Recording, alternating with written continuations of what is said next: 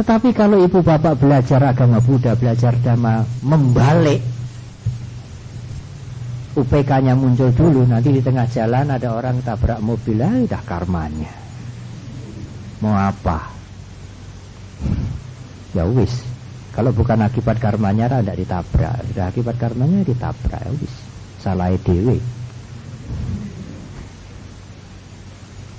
Saudara akan menjadi dingin, menjadi egois, tidak ada kasih sayang, tidak ada pertolongan, tidak ada sesuatu yang dilakukan. Karena saudara mempelajari Dhamma, memegang ajaran agama Buddha, sepotong-sepotong, dan ibu bapak memegang potongan yang salah. Bagaimana kalau kita bersahabat dengan semuanya, Bante? Bagaimana kalau kita menolong dengan semuanya? Bagaimana kalau kita membantu dengan semuanya? Bagus.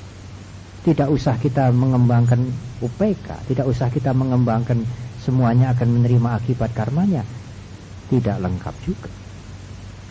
Karena kalau Anda sudah berjuang, Anda sudah menolong, kemudian tidak tertolong, Anda kemudian akan penasaran.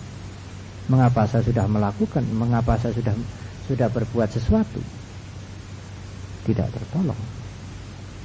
Anda akan mengalami kegoncangan jiwa yang hebat.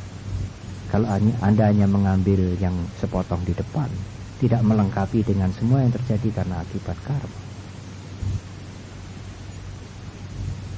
Saya ingin mengomentari, bertobat tidak hanya sekedar menyesali aku telah berbuat yang tidak baik, tetapi berhati-hati untuk tidak melakukan kembali.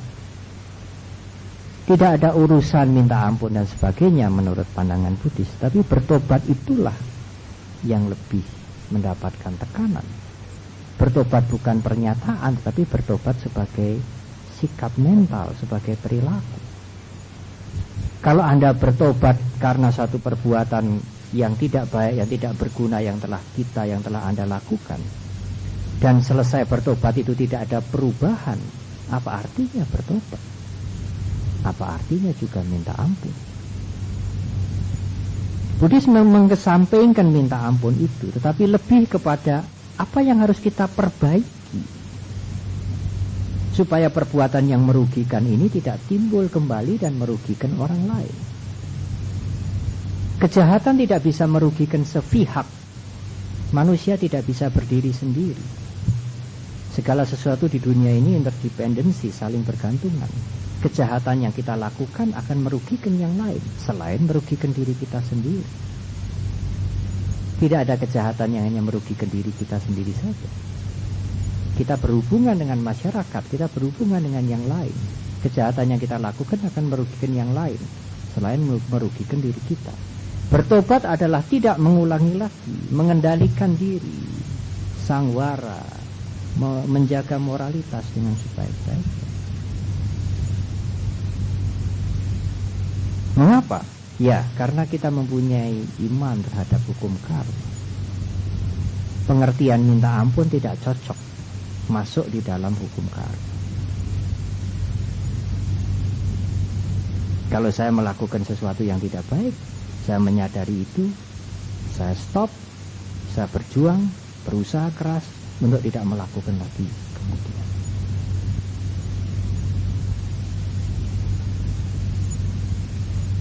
Tetapi Bante, kalau kita bisa menyadari kesalahan kita, menyadari kekurangan kita, kita bertekad memperbaiki diri kita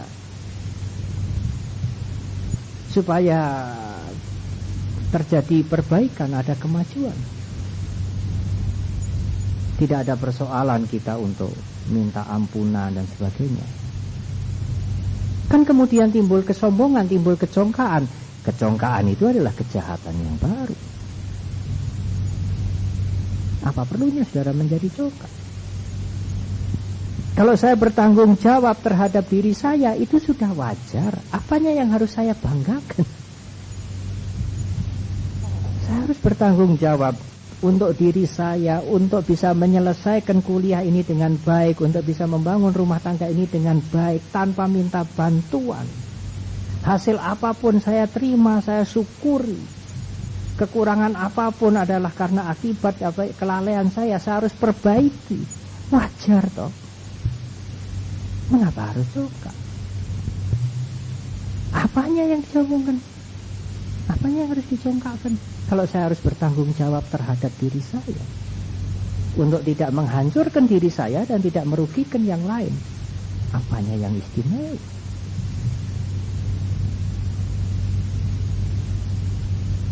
Tidak harus timbul kecongkaan, tidak harus timbul kesombongan. Bahkan kesombongan dan kecongkaan itu akan menghancurkan kualitas diri kita, yang kualitas baik diri kita yang sudah ada. Apalagi kalau seorang umat Buddha mengerti anatta. Siapa tahu aku itu?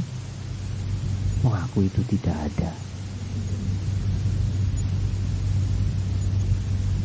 Aku tidak perlu minta bantuan, aku tidak perlu minta pertolongan, aku tidak perlu minta ampunan. Aku ingin bertanggung jawab, ingin maju sendiri. Bagus toh.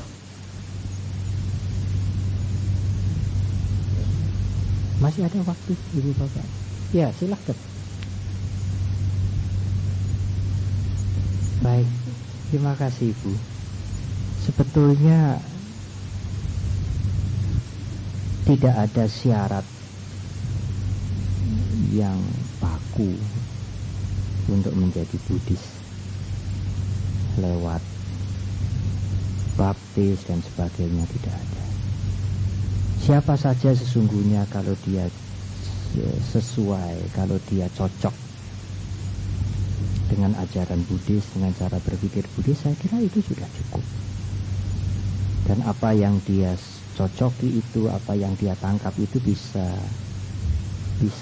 terwujud, bisa tampak di dalam perilaku kehidupannya sehari-hari. Mencintai semua makhluk, tidak mudah membenci, toleran, kemudian berhati-hati di dalam perilaku, bertanggung jawab atas apa yang dilakukan, siap menerima apapun yang terjadi sebagai akibat perbuatannya. Sesungguhnya meskipun dia tidak menyatakan saya Buddhis, sikap seperti itu adalah sikap yang Buddhistis. Apa yang membedakan? Ya, yang membedakan itu hanya upacara dan sebagainya. Jadi kalau misalnya almarhumah ibu tidak dimandikan secara Buddhis, tidak diupacarai secara Buddhis, tidak ada persoalan yang kemudian nanti dalam perjalanan di alam sana dia tidak akan diterima di surganya golongan agama Buddha, tentu tidak. Yang akan memberikan arah kemana setelah kematian terjadi sesungguhnya bukan formalitas agamanya dia apa, upacaranya lengkap atau tidak, tetapi bagaimana perilaku yang dilakukan, yang dipunyai, amal kebajikan yang dipunyai dalam kehidupannya. Seandainya nanti misalnya suatu ketika kita, saya atau di antara kita setelah meninggal, siapapun yang mau mengupacarai, seandainya kita kemudian menyaksikan di alam lain jenazah kita diupacarai oleh berbagai-bagai umat beragama atau diupacarai oleh secara agama lain, seorang Buddhis akan menerima itu dengan senang hati. Karena upacara itu tidak menentukan kondisi kita yang akan datang. Akibat karma yang kita lakukan, itulah yang akan menentukan kondisi kita yang akan datang. Kalau misalnya ada pertanyaan seperti yang tadi disampaikan, yang ditanyakan oleh ayah, kemana nanti setelah meninggal? Ya tidak usah kecil hati. Kalau ayah sekarang tidak bersusah-susah melewatkan waktunya dengan banyak semedi, banyak sembahyang, baca parita, kemudian pasti akibatnya akan bahagia, akan baik, akan dilahirkan di alam yang lain yang lebih baik, lebih bahagia dari alam yang sekarang. Itulah jawaban Buddhis. Kita tidak terbiasa karena tidak sesuai dengan mengatakan ya kembali kepada Tuhan, pulang kepada Tuhan dan sebagainya. Kalau yang bukan Buddhis mungkin akan terbiasa dengan kalimat itu. Tetapi bagi Buddhis kami biasanya ya, kalau kita mengisi kehidupan ini dengan baik, mengisi hari tua dengan baik, melewatkan dengan banyak sembahyang, banyak meditasi, mempunyai pikiran cinta kasih, pasti setelah kematian nanti tidak usah khawatir. Saya akan menjumpai keadaan yang bahagia, keadaan yang menyenangkan, alam-alam yang bahagia. Begitulah biasanya kita memberikan nasihat, membesarkan hati kepada umat Buddha yang usianya sudah lanjut. Demikian juga kalau saya menengok mereka yang sakit di rumah sakit, saya biasanya mengatakan, ya, fisiknya sudah diserahkan dokter. Dokter lebih mengerti urusan onderdil kita daripada kita sendiri. Dokter itulah bengkelnya. Nah, sekarang ibu bapak selama berbaring ini banyaklah bermeditasi. Bermeditasi cinta kasih, mengharapkan semoga semua makhluk berbahagia. Menggunakan waktu di rumah sakit dengan banyak meditasi, memancarkan kasih sayang kepada semua makhluk. Apapun yang terjadi, ya terimalah dengan sadar, terimalah dengan wajar. Apapun yang terjadi, mau sembuh total syukur, sembuh sedikit syukur, sembuh sedikit sekali syukur. Saya biasanya memberitahu begitu. Wong ibu rak sudah tua atau ya? Iya Bante lah, iya. Mobil tua itu ya tidak sama dengan mobil baru. Ya, nasihat saya begitu. Mobil tua tidak sama dengan mobil baru. Tentu kepada mereka yang sakit di rumah sakit, saya tidak akan memberikan nasihat. Ingat ya, semua orang akan meninggal dunia.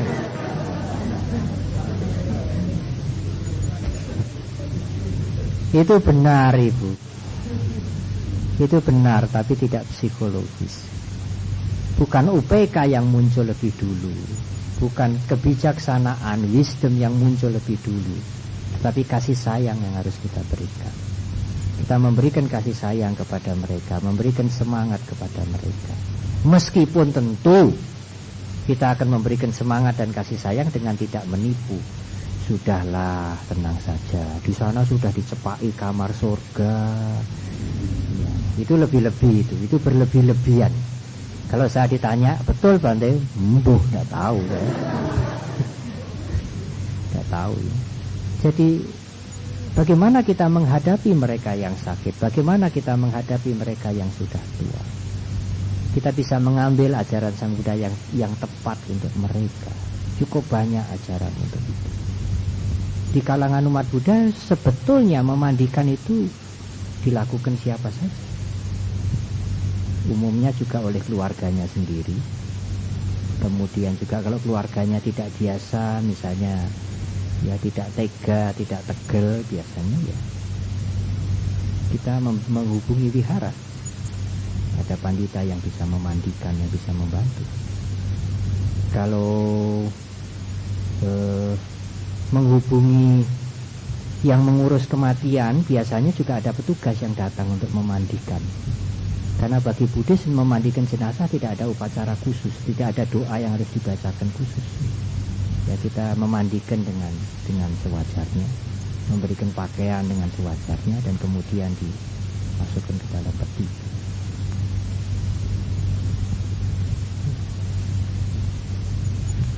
Yang lain ada pertanyaan?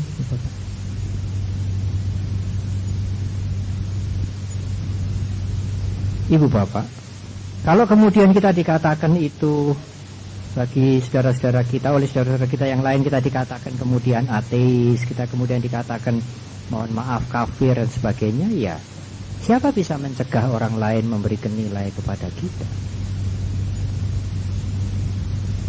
Ada orang melihat para biku, seorang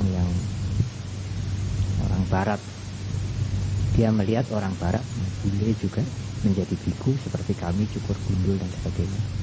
Dia bilang kepada temannya, apa itu orang seperti itu?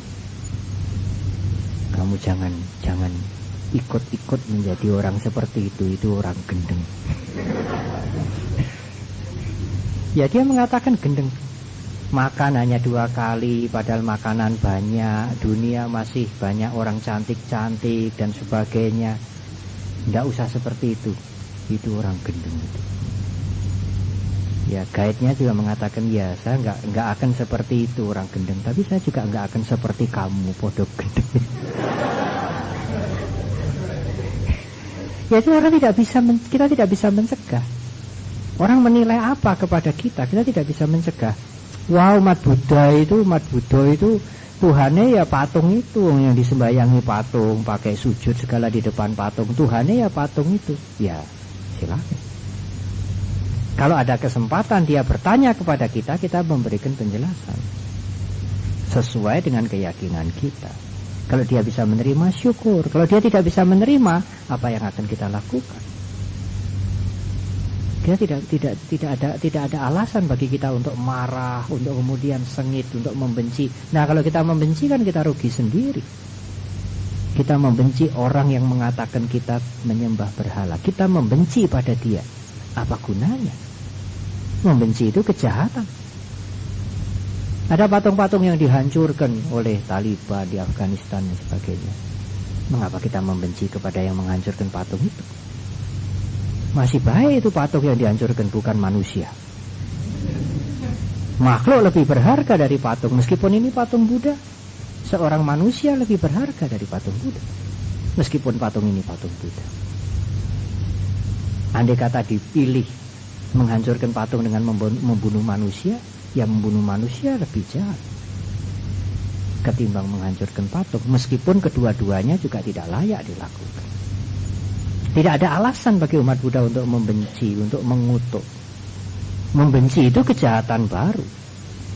Orang lain berbuat jahat, kita ketularan melakukan kejahatan. Justru harus kasih sayang yang keluar.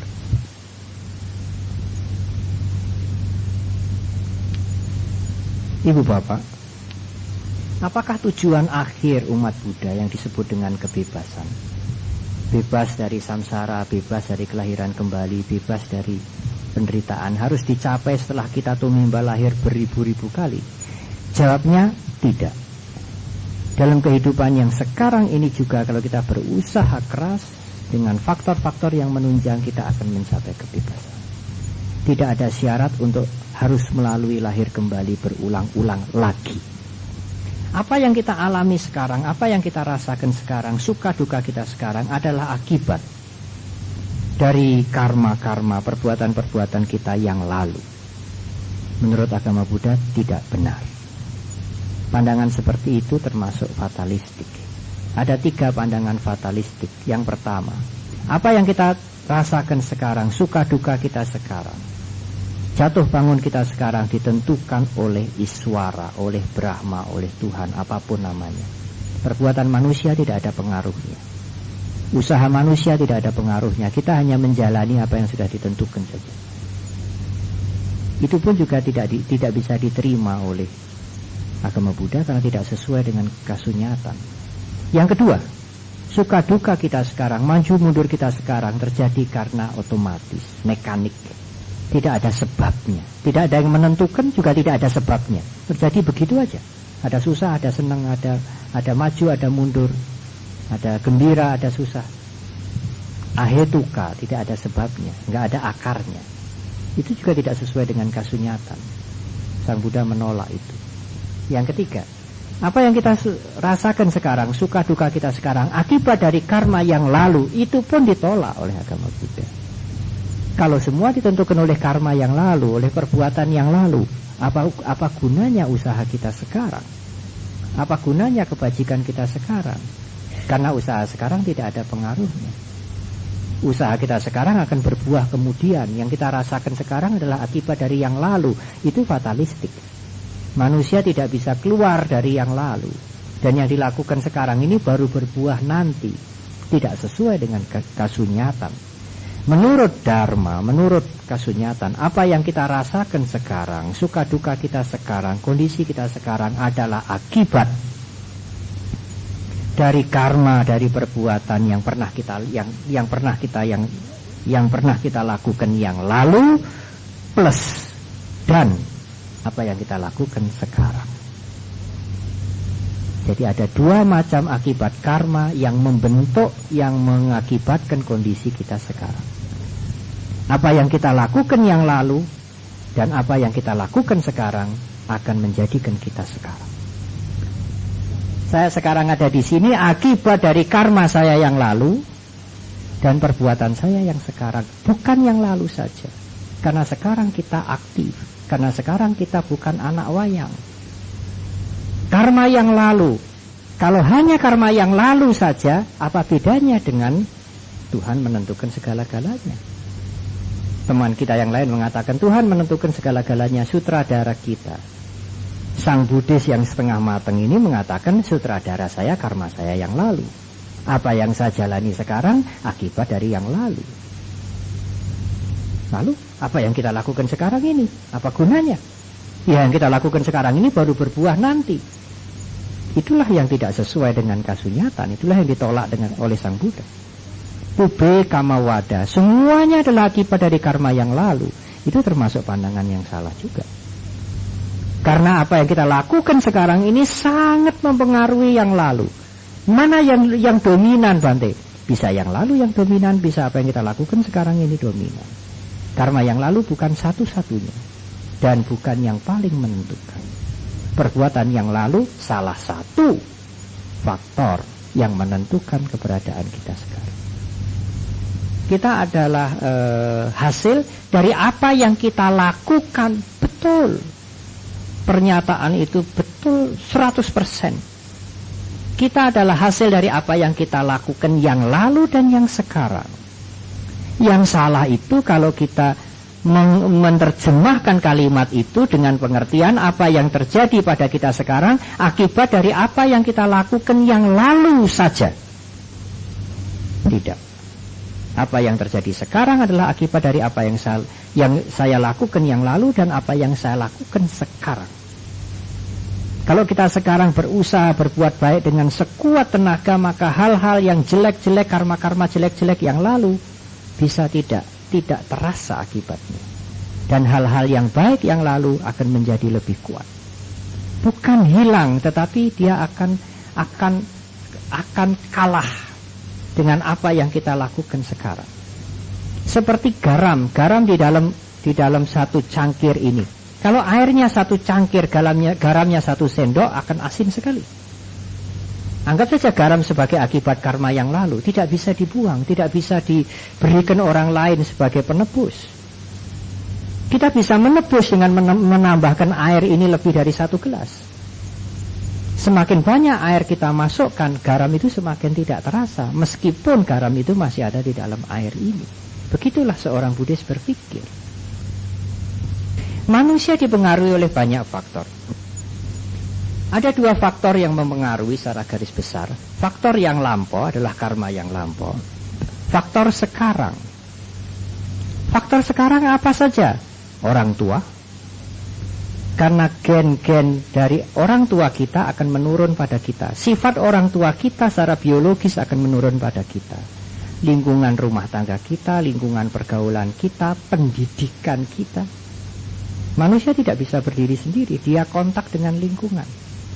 Di mana dia dilahirkan, di mana dia tinggal, kapan dia dilahirkan, itu mempengaruhi. Yang kemudian kalau direntang-rentang sampai kepada bintang-bintang, sampai kepada tempat di mana dia tinggal dan sebagainya. Oh, pantas kurus, wong lahirnya kemarau, pantas gendut.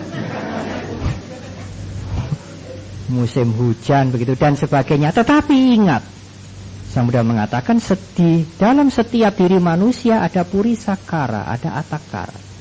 Ada keinginan untuk mengubah apapun yang mempengaruhi dia. Akibat karma yang lalu, lingkungan dan sebagainya, dia bisa mengubah. Dia tidak hanya sekedar menerima apa adanya. Ada niat, ada kehendak untuk mengubah. Mengubah ke arah mana, Bante? Ke arah yang lebih baik. Itulah gunanya agama-agama muncul di dunia ini. Untuk mengubah lingkungan, mengubah kondisi, mengubah faktor-faktor yang tidak menguntungkan. Dengan kerja keras, dengan keuletan, dengan kesungguhan.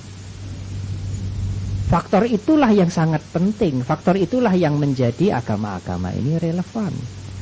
Kalau faktor itu tidak ada, agama menjadi tidak relevan. Semuanya ditentukan oleh karma yang lalu, oleh bintang, oleh tanggal lahir, oleh lingkungan, oleh orang tua. Bagaimana kita bisa escape? Bagaimana kita bisa keluar dari faktor-faktor yang tidak menguntungkan itu? Kalau tidak ada atakara, tidak ada free will, tidak ada keinginan untuk maju, untuk berjuang, untuk bebas dari penderitaan. Untuk itulah Sang Buddha muncul. Untuk itulah para nabi-nabi muncul, mengajarkan ajaran, memberikan jalan supaya manusia bisa terbebas dari lingkungan-lingkungan yang tidak menguntungkan dia. Oleh karena itu, ibu bapak saudara sekalian, kalau ibu bapak melihat di dalam agama Buddha memang agak aneh. Tata cara upacaranya formal, memakai patung, apalagi kalau ke Solo sana ya, patungnya besar. Tetapi tidak ada satupun ajaran di dalam kitab suci, tidak ada satupun ritual di dalam agama Buddha yang mengajarkan umatnya untuk meminta. Tidak ada. Tetapi Bante kadang-kadang kan mereka nginep-nginep di wihara, cari impian, ya minta jodoh dan sebagainya. Ya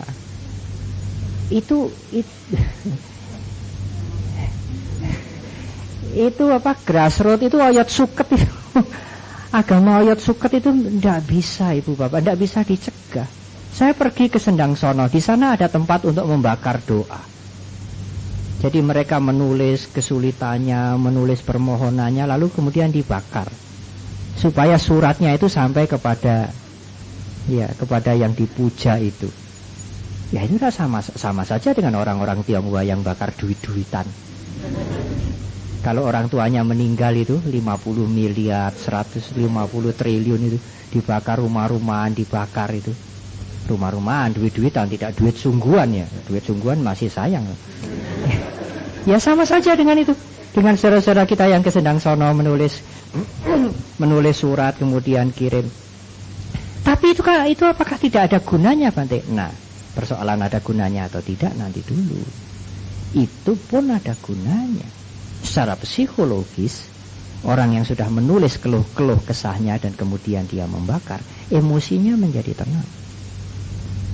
Dia sudah mengadu, dia sudah memohon kepada sesuatu, kepada yang sangat dihormati, emosinya sudah akan menjadi tenang.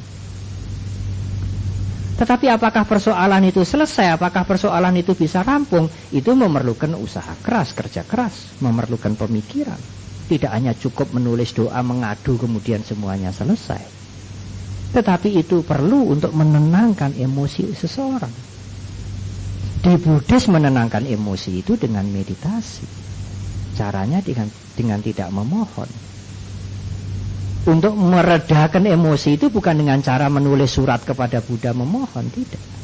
Bukan menulis surat kepada Brahma, kepada siapapun yang menjadi perantara untuk memohon, tidak. Karena cara itu akan bertentangan dengan hukum karma. Tetapi emosi ini supaya tenang, supaya tidak meledak-ledak, supaya tidak gelisah, supaya tidak mendapatkan beban, memang harus ada cara untuk itu. Cara untuk itu adalah meditasi. Cara untuk itu adalah merenungkan Dhamma, bukan dengan memohon. Karena memohon dipandang oleh Dhamma, oleh kasunyatan, memohon itu akan menghambat kemajuan spiritualitas kita. Memohon itu tidak kondusif dalam perjuangan manusia untuk mencapai kebebasan, mencapai pencerahan. Meskipun memohon itu mungkin berguna untuk kehidupan sehari-hari. Tapi kalau usaha kita, kalau tujuan kita, usaha kita bertujuan mencapai kebebasan, mencapai pencerahan, permohonan itu menjadi tidak sesuai. Kalau Indonesia mau makmur, mau makan enak, meskipun utang, ya utanglah. Tetapi kalau tujuan kita untuk mandiri, bebas dari hutang, bebas dari tekanan pengaruh lain, kita tidak perlu mohon-mohon, kita tidak perlu minta-minta, meskipun memang itu tidak mudah.